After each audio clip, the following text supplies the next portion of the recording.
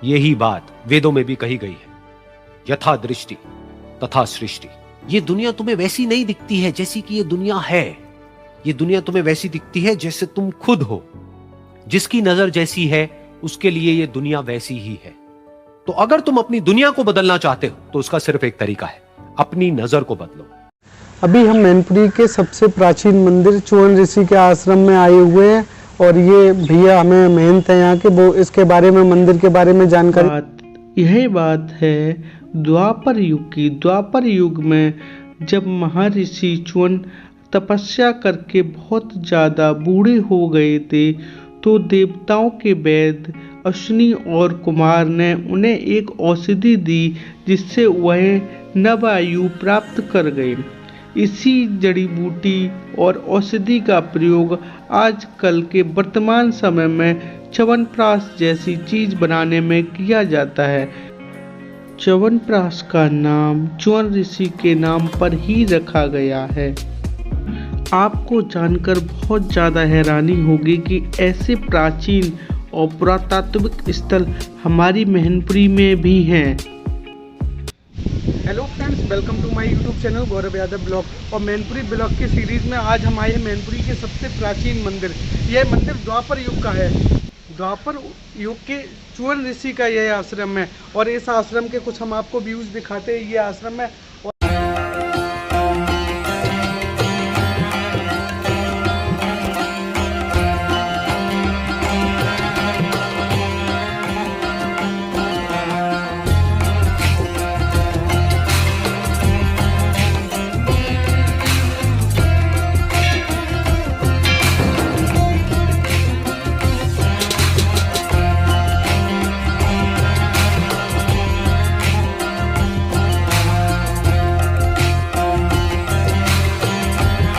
जी, उन्होंने अपना हाँ, पूरा जीवन इसी आश्रम पे बिता दिया। जी हाँ।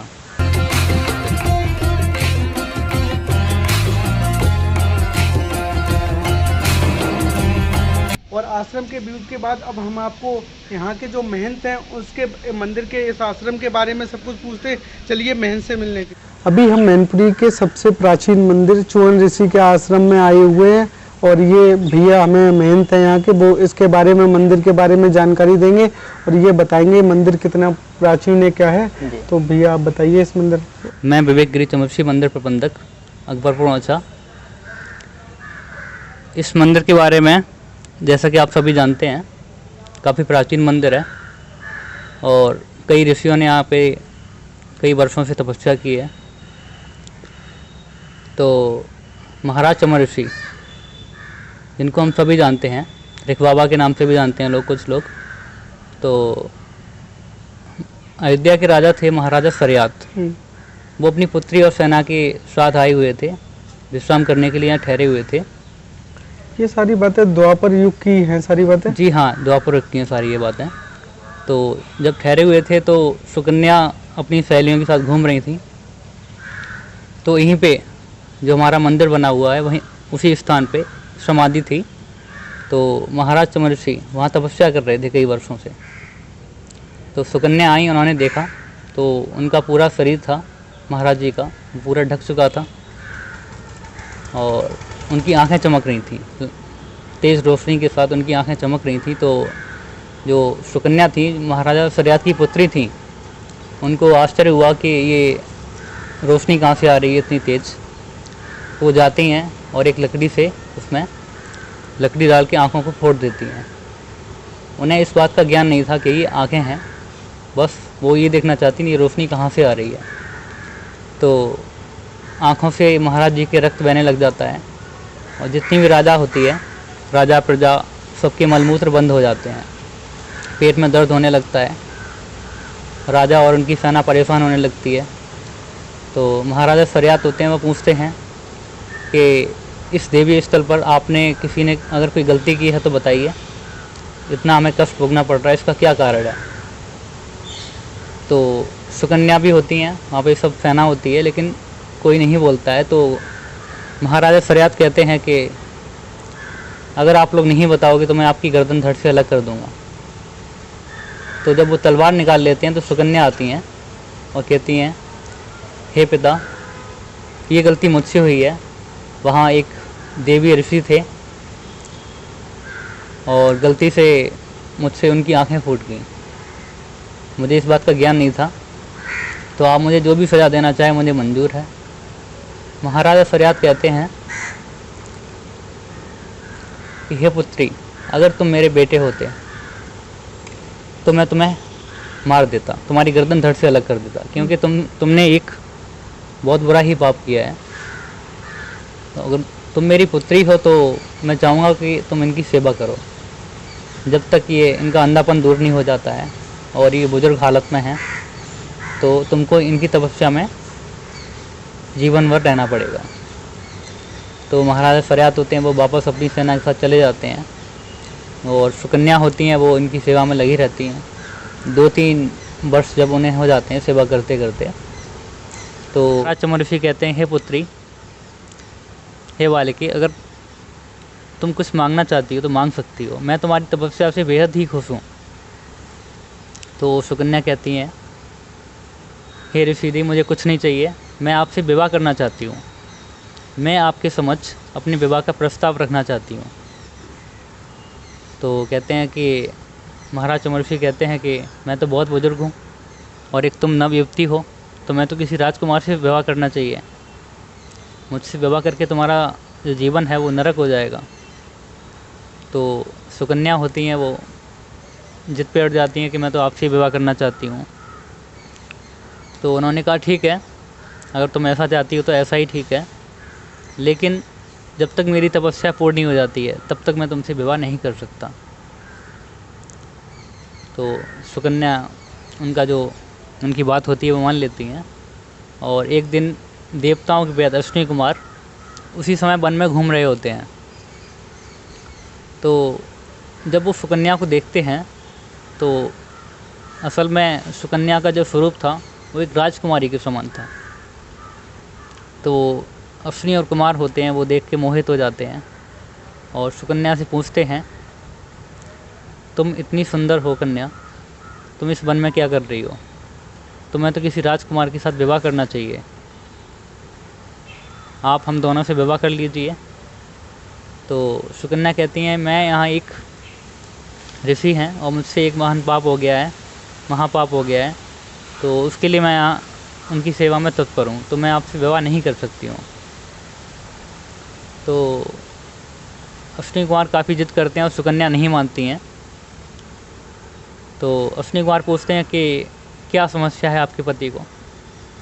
तो बताती हैं सारा वृत्तांत कि मेरी गलती के कारण उनकी आँखें फूट गई हैं, मैंने फोड़ दी। तो जब तक वो ठीक नहीं हो जाते हैं और जब तक वो मुझसे विवाह नहीं कर लेते हैं तब तक तो मैं संतुष्ट नहीं रह पाऊँगी। तो अश्विनी और कुमार कहते हैं कि मैं आपके पति को ठीक कर सकता हूँ, लेकिन मेरी एक शर्त है। वो शर्त ये है कि हम इसी पास में जो एक तालाब है उसी अजम कुंड में हम जड़ी बूटियाँ डालेंगे, जिसमें ना आकर के आपके पति अपनी नव आयु को प्राप्त कर लेंगे, वो 20-22 वर्ष के हो जाएंगे और उनका अंधापन भी दूर हो जाएगा। लेकिन वो जब भी बाहर आके निकलेंगे, नहा के निकलेंगे, तो तीनों का स्वरूप एक जैसा होगा। आप जिसको भी पहचानेंगे अपने पति के रूप में, आपको उसी से विवाह करना होगा। तो सुकन्या कहती हैं, ठीक है, मैं अपने पहले जो हमारे ऋषि जी हैं मैं उनसे पूछूंगी, उसके बाद मैं आपको बताती हूँ। तब सारा वृत्तांत वो महाराज चमर्षि को बताती हैं। तो चमर्षि महाराज मान जाते हैं, उन्होंने कहा ठीक है। और जब स्नान करके वो बाहर निकलते हैं तीनों, तो तीनों का स्वरूप बिल्कुल एक जैसा होता है, समान आँखें, समान हाथ पैर, समान रंग। तो सुकन्या होती हैं वो आश्चर्य में पड़ जाती हैं कि ये क्या हो गया, अब मैं अपने पति को कैसे पहचानूं। तो वो देवी शक्ति का स्मरण करती हैं। तब एक दिव्य शक्ति का आह्वान होता है कि आपके पति की पलक नहीं झपकेंगी। तब देवताओं की पलक नहीं झपकती? हाँ, देवताओं की पलक नहीं झपकती हैं और ये आपके ऋषि हैं तो इनकी पलक झपकेंगी। तो इसीलिए वो पहचान लेती है और उनका हाथ पकड़ के बाहर ले आती हैं उनको। अश्विनी और कुमार देख के ये बहुत खुश हो जाते हैं, प्रसन्न हो जाते हैं।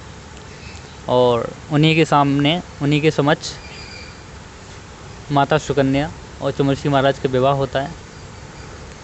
विवाह होने के पश्चात वो महाराजा सरियात से मिलने जाती हैं अपने पति के साथ, मतलब पिता के अपने घर। पिता के साथ, अपने पिता से मिलने जाती हैं। तो उनके पिता जो राजा सरियात थे वो देख के उनको काफ़ी क्रोधित हो गए थे, क्योंकि वो एक ऋषि के साथ छोड़ के आए थे और जब वो गईं तो एक नवयुवक था, तो वो उन्हें पता नहीं था, इस बात का अंदाज़ा नहीं था कि ये महाराज चमरसी हैं। तो वो सारा वृत्तांत बताती हैं अपने पिता को और कहती हैं कि ये चमरसी महाराज हैं और ये अश्विनी कुमार देवता हैं, देवताओं की वैद हैं, इन्हीं की वजह से हमारे पति जवान हो गए हैं और हम दोनों ने विवाह कर लिया है। तो शादी की उपलक्ष्य में, शादी की खुशी में महाराज सरियात एक विशाल यज्ञ हवन करवाते हैं। तो उसमें सारे देवी देवताओं को, सारे ऋषियों को आमंत्रित किया जाता है। इंद्र, ब्रह्मा, विष्णु, महेश, सारे देवी देवता आमंत्रित थे उसमें। तो पहले क्या था देवताओं के काल में, द्वापर युग में, कि देवताओं के जो वैद होते थे उनको सोमरस पाने का अधिकार नहीं था, वो देवताओं की श्रेणी में नहीं आते थे। तो महाराज चमरसी ने आग्रह किया कि इनको भी सोमरस का पान कराया जाए, इन्हें भी देवता की श्रेणी में रखा जाए। ये हमारे सारे देवी देवताओं की, ऋषि मुनियों की रक्षा करते हैं, प्राण बचाते हैं, तो क्यों ना इनको भी वो पद दिया जाए। तो महाराज चमरसी होते हैं, वो सोमरस का पान कराने जैसे ही जाते हैं तो इंद्र उन पर वज्र तान देते हैं। तो महाराज चमरसी इंद्र का वज्र पत्थर का बना देते हैं, बिल्कुल जाम कर देते हैं वहीं की वहीं, और उनको सोमरस का पान कराते हैं। सारा यज्ञ वगैरह हो जाता है। तो बाद में ब्रह्मा, विष्णु, महेश और सारे देवी देवता उनसे आग्रह करते हैं कि इनका वज्र आप ठीक करिए, तो तब जाके वो मान जाते हैं। तो इंद्र भी प्रसन्न हो जाते हैं उनकी महिमा देख के कि ये महाराज तो बहुत ही शक्तिशाली हैं, तो देवताओं से भी बढ़ के हैं।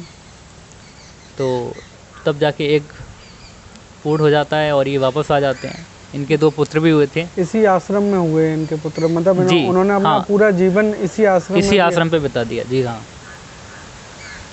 और आज भी मान्यता है कि इस तालाब में जो अजम कुंड है हमारा, उसमें नहाने से आज भी चर्म रोग, कुष्ठ रोग सारे दूर हो जाते हैं। लोग आज भी बोतलों में गंगा जल के समान पानी भर के ले जाते हैं और इसका पानी ऐसा है कि आप बोतल में भर के ले जाएंगे, कभी ख़राब नहीं होता। गंगा जल की तरह पवित्र। हाँ, गंगा जल की तरह एकदम पवित्र है। और मैं सबसे पहले धन्यवाद कहना चाहूँगा हमारे जिला अधिकारी महेंद्र बहादुर सिंह को, जिनके द्वारा ये हमारे अजम कुंड का जीर्णोद्धार हो पाया है। नहीं तो इससे पहले इसकी दुर्दशा काफ़ी ख़राब हो गई थी। और दिल्ली से, आगरा से, अलीगढ़ से काफ़ी दूर दूर से लोग यहाँ पे दर्शन करने आते हैं। जी। और ये मतलब इतना प्राचीन मंदिर है, पर कहीं ना कहीं सरकार का इतना इस पे ध्यान नहीं है मंदिर को लेके। सरकार का कहीं भी मुझे नहीं लग रहा कि एक ट्रस्ट आपके द्वारा ही पूरा मंदिर संभाला जा रहा, और इतना प्राचीन मंदिर है फिर भी सरकार का क्यों नहीं ध्यान है? ऐसे क्या कारण हुए कि सरकार यहाँ पे ध्यान नहीं दे रही? क्या है ना कि रूरल एरिया में बसा हुआ है ये, और काफ़ी नेता आए, काफ़ी गए, काफ़ी सरकारें आई गईं, नेताजी आए, वादे किए और चले गए। कुछ नेताओं ने कहा कि सरकार आई हम तब कराएंगे, सरकार आई तब भी कुछ नहीं हुआ। तो इस मंदिर पे अगर सरकार की तरफ से देखा जाए तो कभी कुछ ध्यान दिया नहीं गया। सरकार कहीं ना कहीं ध्यान दे नहीं रही है इस पे, सरकार को लेकर। बिल्कुल, जो भी हमारे मैनपुरी जिला के जितने भी धार्मिक स्थल हैं उन पर इतना ध्यान नहीं दिया गया। नहीं दिया जा रहा तो। पर मैंने सुना कि यहाँ पे कोई मेला वगैरह लगता है, विशाल मेला। जी हाँ, लगता है। रामनवमी के अवसर पर चैत के महीने में, मार्च अप्रैल के बीच में काफ़ी श्रद्धालुगण आते हैं, लाखों लोगों की यहाँ भीड़ होती है, एक विशाल मेला लगता है यहाँ पे। चलिए, आपका बहुत बहुत धन्यवाद, आपने हमें इतनी सारी जानकारी दी है। और अब हम यही कहना चाह रहे हैं कि अगर आप लोगों को ये मंदिर का वीडियो अच्छा लगा तो प्लीज़ और लोगों को भी शेयर कीजिए और बताइए कि मैनपुरी के ऋषियों का इतना प्राचीन मंदिर है, पर कहीं ना कहीं सरकार का भी ध्यान नहीं और लोगों की जानकारी में भी नहीं इतना है। तो आप लोग ज़्यादा से ज़्यादा शेयर करिए और लोगों को बताइए, इस मंदिर के बारे में जानकारी दीजिए। यही बात वेदों में भी कही गई है, यथा दृष्टि तथा सृष्टि। ये दुनिया तुम्हें वैसी नहीं दिखती है जैसी कि ये दुनिया है। ये दुनिया तुम्हें वैसी दिखती है जैसे तुम खुद हो। जिसकी नजर जैसी है उसके लिए ये दुनिया वैसी ही है। तो अगर तुम अपनी दुनिया को बदलना चाहते हो तो उसका सिर्फ एक तरीका है, अपनी नजर को बदलो।